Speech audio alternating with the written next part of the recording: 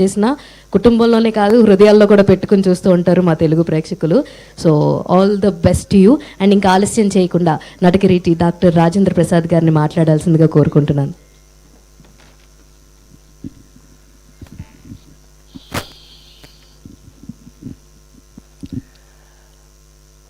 ఓం నమో వెంకటేశాయ. వైకుంఠ ఏకాదశి రోజున స్వామిని దర్శించుకుని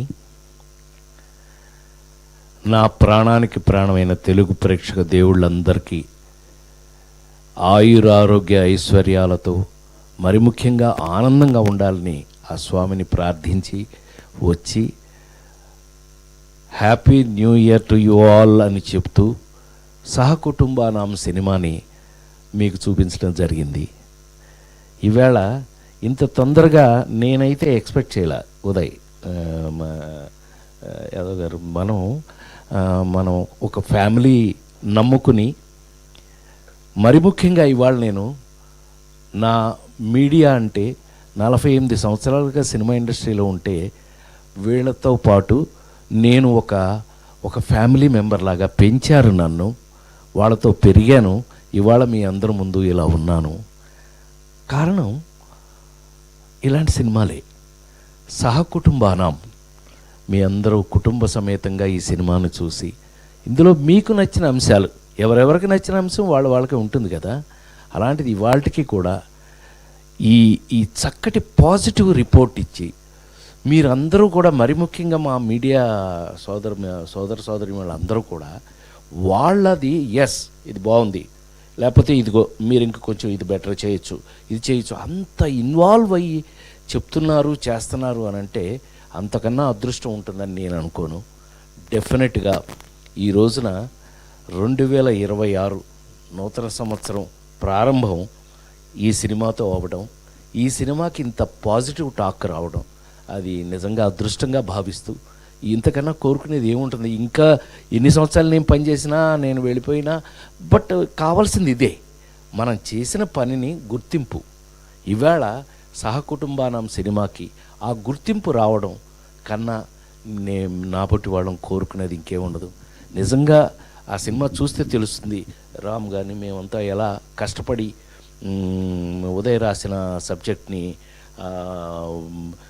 ఎట్లా దాన్ని అంటే ఫ్యామిలీ ఎప్పటికైనా ఫ్యామిలీ లేకుండా మనం ఉందా ఎక్కడ ఉన్నామండి. అసలు ఫ్యామిలీ లేకుండా ఏం చేయదలుచుకున్నా ముందు ఫ్యామిలీయే కదా.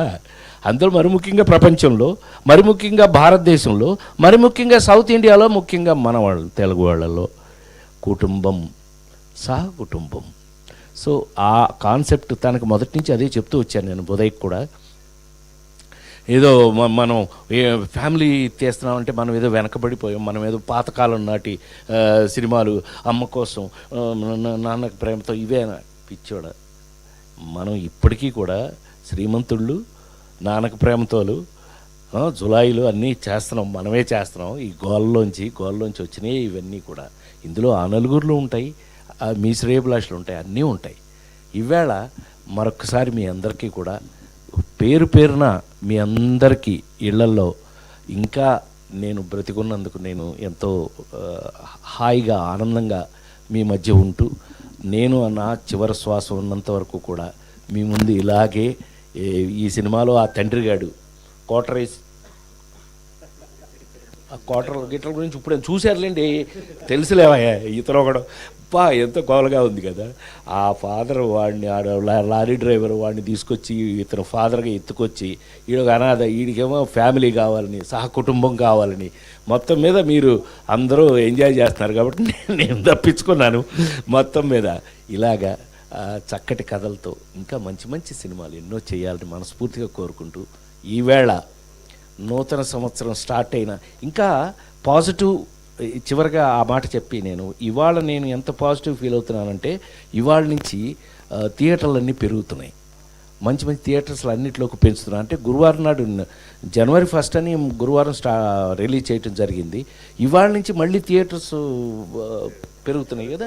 థియేటర్స్ పెరగటమే పాజిటివ్నెస్. ఎందుకంటే ఇంక నేను మీకు చెప్పవలసింది ఏమీ లేదు.